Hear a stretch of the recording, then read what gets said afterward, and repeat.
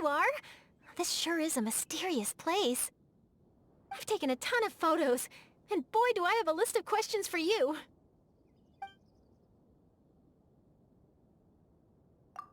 It's idyllic, and the lighting is perfect.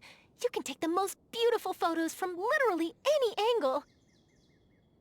And yet, we're currently inside your teapot, right? No, not really.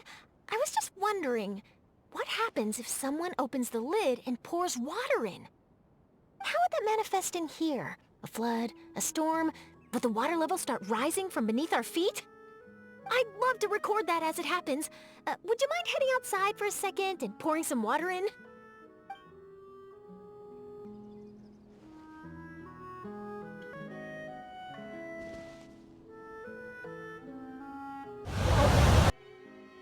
Really? You've never brewed tea in here?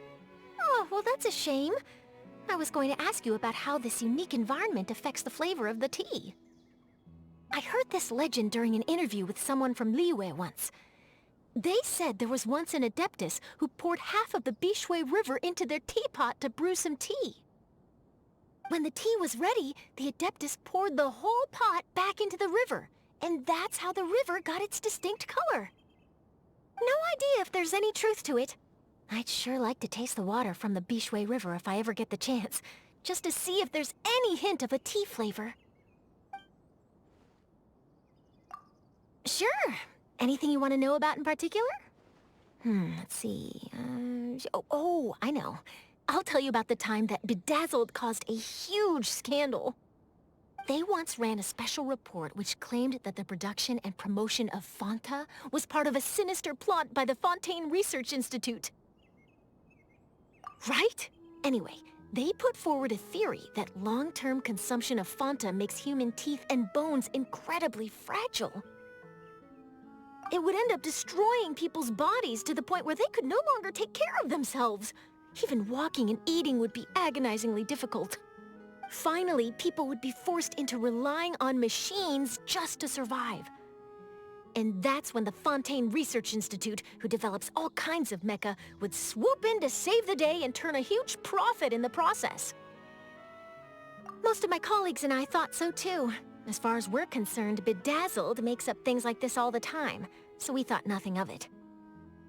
But it turned out that a whole bunch of people who already hated Fanta were completely convinced it was true. Well, either that, or they saw it as a good opportunity to vent their grievances. Either way, after that article was published, the Maison Accord was inundated with complaint letters accusing Fanta of harming children. They claimed that Fanta doesn't just damage children's teeth, but also stunts their growth, discourages them from drinking plain water, and ruins their appetites. It all got so out of hand that Mr. Henry got pressured into doing a public interview with the Steambird, in which he stated that he would personally prove that Fanta was harmless. He declared that he would start drinking 3 cups of Fanta every day until he turned 60. He also promised to publish the results of his monthly physical checkups in the Steambird to make them available for public scrutiny. It really is. We've been joking about it in the office ever since. He's never gonna live this one down. To his credit, though, Mr. Henry managed to turn the whole fiasco into a huge publicity stunt for Fanta. Their sales really rocketed for a while off the back of this. And for all of his big promises about publishing his monthly medical reports and drinking Fanta till he turned 60, well, a few months later, everyone had moved on and forgotten all about it. Well, I'd like to take some photos for work, if that's all right with you. I'd love to do a story about that big, plump talking finch, for example. Now that would be an interesting read. Ah, so Tubby's its name. Don't worry, I'm a professional. I always make sure to get people's consent before publishing anything that's specifically about them. Speaking of consent, would you have any objections to the general public learning about this wondrous teapot of yours? Sure thing. If you're not comfortable with me reporting on it, I'll keep it out of the news. But could you at least tell me who made this teapot for you? An adeptus? Wow! maybe you could introduce me? I'm so fascinated by the Adepti. I'd love to learn more about them. I hear there's all sorts of rules and taboos you have to observe when you're seeking an Adeptus. Are you able to go over all that with me?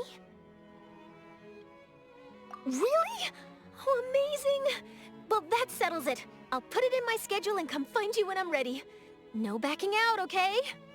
I knew you were well-connected, but wow, fraternizing with the Adepti, that's really incredible. Now that I've got a friend like you, I'll never need to worry about networking again.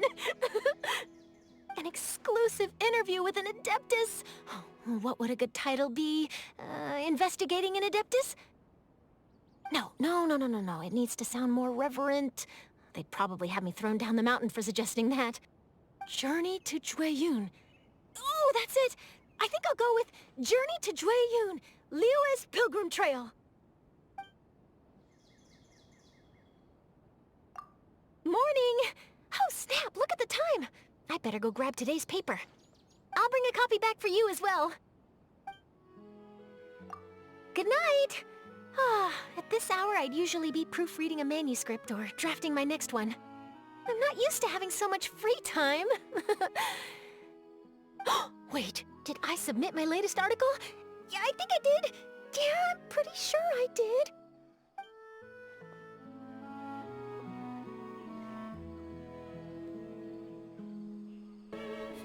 What the fuck? Why is she so cute? What the fuck? 你可算来了，这地方可真神奇。我拍了好多画片，还有很多问题想问你。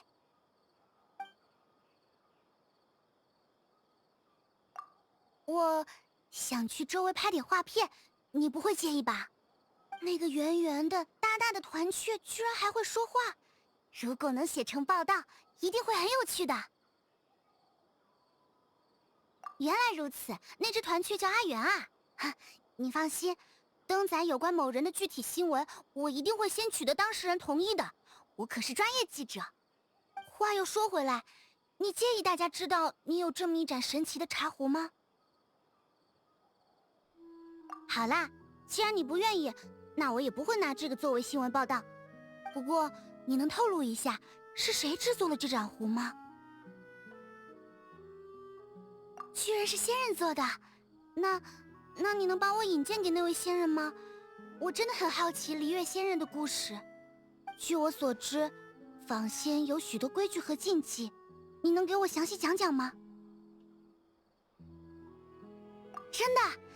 那一言为定，等我准备好了之后就来找你，你可不准食言哦。你的人脉果然很厉害呀，连仙人都这么熟识。有了你这位好朋友，我根本就不用愁新闻来源啦。嘿嘿。 独家仙人访谈，新闻题目叫什么好呢？仙人调查？不行，这听起来有点不太礼貌，说不定我会被仙人们丢下山去。绝云仙踪？对，就叫绝云仙踪，漫漫璃月访仙路好了。晚安啦。 平时这个时候，我应该要么在校对稿件，要么在写新稿件。现在这么放松，反而有点不太适应了。等等，我最新一期的稿件交了吗？应该交了吧。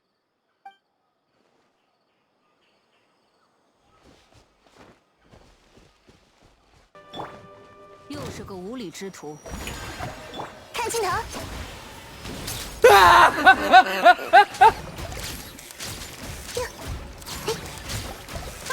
线落定，为您报道。